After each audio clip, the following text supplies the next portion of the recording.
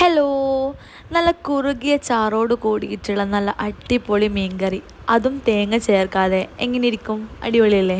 ഇപ്പം തേങ്ങക്കൊക്കെ എന്താ വില? അപ്പോൾ തേങ്ങ അരച്ച ചാറും കൂട്ടണം, എന്നാൽ പിന്നെ ടേസ്റ്റിന് ഒട്ടും കുറവും ഉണ്ടാവാൻ പാടില്ല. അതല്ലേ നിങ്ങൾ നോക്കുന്നേ? അന്ന് ഇതാ പിടിച്ചോ, നല്ല അടിപൊളി ഒരു കറി, തേങ്ങ ചേർക്കാണ്ട് നല്ല അടിപൊളി കറി. അപ്പോൾ ഇതിന് വേണ്ടിയിട്ട് ഒരു ചട്ടി ചൂടാക്കുക, അതിലേക്ക് ഒരു 2 ടേബിൾ സ്പൂൺ വെളിച്ചെണ്ണ ഒഴിക്കുക കേട്ടോ. പിന്നെ വേണ്ടത് 2 മീഡിയം സൈസ് ഉള്ളിയാണ്, അത്യാവശ്യം മീഡിയം സൈസിൽ തന്നെ കട്ട് ചെയ്തെടുത്തിട്ടുള്ള കേട്ടോ. നല്ല കനം കുറച്ച് അരിയൊന്നും വേണ്ട, ഇതുപോലെ വലിയ പീസാക്കിയിട്ട് തന്നെ കട്ട് ചെയ്യുക.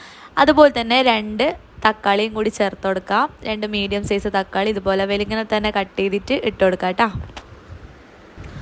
പിന്നെ വേണ്ടത് പച്ചമുളകാണ്, ഞാനിപ്പോൾ 2 പച്ചമുളകാണ് എടുത്തിട്ടുള്ളത്. അപ്പോൾ അതൊന്ന് കീറിയിട്ട് അതും കൂടി ചേർത്ത് കൊടുക്കാം കേട്ടോ. പിന്നെ ഇതിലേക്ക് വേണ്ടത് ഒരു ചെറിയ കഷ്ണം ഇഞ്ചിയാണ്, ഇതുപോലെ ചെറിയ കഷ്ണമാക്കിയിട്ട് മുറിച്ചിട്ട് അതും കൂടി ചേർത്ത് കൊടുക്കാം. പിന്നെ വേണ്ടത് വെളുത്തുള്ളിയാണ്, ഞാനിപ്പോൾ 10 അല്ലി വെളുത്തുള്ളിയാണ് എടുത്തിട്ടുള്ളത്. ചെറുതായതുകൊണ്ടാണ് 10 അല്ലി എടുത്തിട്ടുള്ളത്, വലുതാണെങ്കിൽ 5 മതിയാവും. എന്നിട്ട് മീഡിയം ടു ഹൈ ഫ്ലെയിമിൽ വെച്ചിട്ട് ഇത് നന്നായിട്ടൊന്ന് മൂപ്പിച്ചെടുക്കണം. തക്കാളിയൊക്കെ നന്നായിട്ട് വെന്തുടയണം കേട്ടോ. അപ്പോൾ ആ ഒരു രീതിയിൽ നന്നായിട്ടൊന്ന് മൂപ്പിച്ചെടുക്കാം. ഇനി നമ്മളെ പുരക്ക് തേങ്ങ ഇല്ലെങ്കിലും തേങ്ങ അരിച്ചതിൻ്റെ അതേ ടേസ്റ്റിലുള്ള കറി നമുക്ക് ഉണ്ടാക്കിയെടുക്കാം കേട്ടോ. അപ്പോൾ നിങ്ങൾ പേടിക്കൊന്നും വേണ്ട, ഈ ഒരു രീതിയിൽ ഉണ്ടാക്കിയാൽ മതി. അപ്പോൾ നമ്മുടെ ഉള്ളിയും തക്കാളിയൊക്കെ നന്നായിട്ട് മൂത്ത് വരുന്ന സമയത്ത് ഇതിലേക്ക് ഒരു 1/4 ടീസ്പൂൺ മഞ്ഞൾപ്പൊടി ചേർത്ത് കൊടുക്കാം. അതിൻ്റെ കൂടെ തന്നെ 1 ടേബിൾ സ്പൂൺ മുളക് പൊടി ചേർത്ത് കൊടുക്കാം. പിന്നെ ഒരു 1/2 ടേബിൾ സ്പൂൺ മല്ലിപ്പൊടിയും കൂടി ചേർത്ത് കൊടുക്കുക കേട്ടോ. എന്നിട്ട് എല്ലാം കൂടി നല്ലപോലെ ഒന്ന് മിക്സ് ചെയ്തെടുക്കുക. ആ പൊടിയുടെയൊക്കെ പച്ചമണം മാറുന്നത് വരെ ഒന്ന് വഴറ്റി കൊടുത്താൽ മാത്രം മതിയാകും. അപ്പം മീഡിയം ടു ലോ ഫ്ലെയിമിൽ വെച്ചിട്ട് തന്നെ നമുക്കിത് വാട്ടിക്കൊടുക്കാം കേട്ടോ. കാരണം പൊടിയായിട്ട് കിട്ടിയല്ലേ, അതൊന്ന് കരിഞ്ഞു പോകണ്ട. അപ്പോൾ ഇത് നന്നായിട്ട് മിക്സ് ചെയ്തിട്ട് നമുക്കിതിൻ്റെ ഫ്ലെയിം ഓഫ് ചെയ്യാം. എന്നിട്ട് ഇതിൻ്റെ ചൂട് പോകുന്നത് വരെ വെയിറ്റ് ചെയ്യാം കേട്ടോ. അപ്പം ലൈറ്റായിട്ടൊന്ന് ചൂട് പോകുന്നത് വരെ വെയിറ്റ് ചെയ്യാം. എന്നിട്ട് അതിന് ശേഷം മിക്സിയുടെ ഈ ഒരു ചെറിയ ജാറിലിട്ടിട്ട് ഈ വാട്ടിയ ഈ ഒരു ചട്ടിയിൽ തന്നെ ഒരു 1/4 കപ്പ് വെള്ളവും കൂടി ഒഴിച്ചിട്ട് നമുക്കതൊന്ന് അരച്ചെടുത്തിട്ട് വരാം കേട്ടോ. നല്ല ഫൈനായിട്ട് അരച്ചെടുക്കണം. ഈ ഒരു രീതിയിൽ നന്നായിട്ടൊന്ന് അരച്ചെടുക്കാം കേട്ടോ. ഇനി പണിയൊന്നുമില്ല, ഇനി നമുക്ക് കറി ഉണ്ടാക്കാം. അപ്പോൾ അതിനായിട്ട് വീണ്ടും ഒരു ചട്ടി ചൂടാക്കാം, അതിലേക്ക് 1 ടേബിൾ സ്പൂൺ വെളിച്ചെണ്ണ ഒഴിക്കാം കേട്ടോ.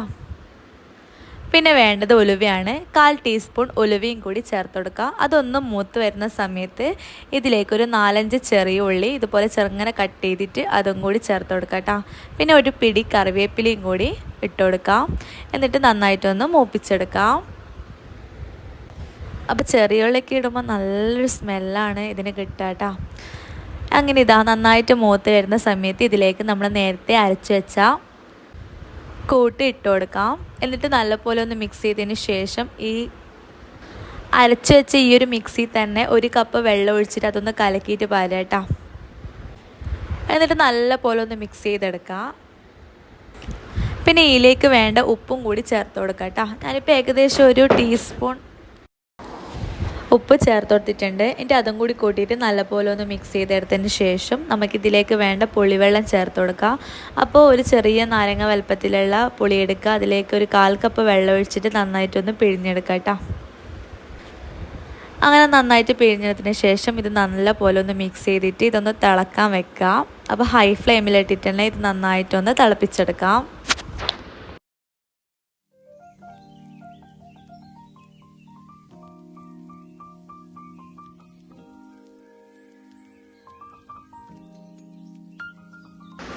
അങ്ങനെ കറി നന്നായിട്ട് തിളച്ച് എണ്ണയൊക്കെ തെളിഞ്ഞ് വരുന്നുണ്ട്. ഈ ഒരു സമയത്ത് നമുക്ക് മീൻ കഷ്ണങ്ങൾ ഇട്ട് കൊടുക്കാം.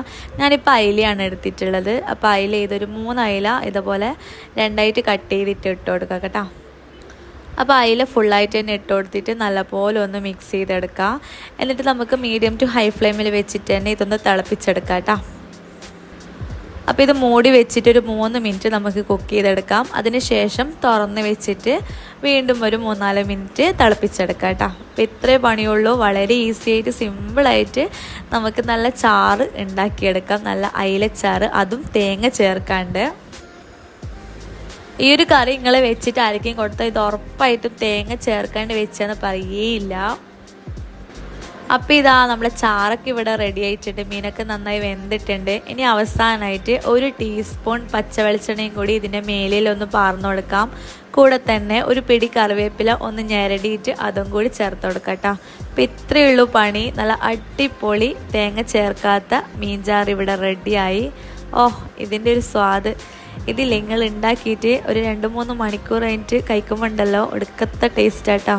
നല്ല ചൂട് ചോറിൻ്റെ കൂടെ ഈ ഒരു കറിയും കൂട്ടി ആ ഒരു മീൻ കഷ്ണം കൂടി കഴിക്കുമ്പോൾ ഉണ്ടല്ലോ സ്വർഗം. അപ്പോൾ നിങ്ങൾ എന്തായാലും ഇത് ട്രൈ ചെയ്യണം. എന്നിട്ട് എങ്ങനെയുണ്ടെന്ന് പറയട്ടാ. അപ്പോൾ ഫ്രണ്ട്സ്, ഈ വീഡിയോ ഇഷ്ടമായിട്ടുണ്ടെങ്കിൽ ലൈക്ക് ചെയ്യുക, ഷെയർ ചെയ്യുക, കമൻറ്റ് ചെയ്യുക. നമ്മുടെ ചാനലൊന്ന് സബ്സ്ക്രൈബ് കൂടി ചെയ്യുക. മറ്റൊരു നല്ലൊരു വീഡിയോയുമായി വീണ്ടും കാണാം. അതുവരേക്കും ബൈ ഫ്രം മനൂസ് വേൾഡ്.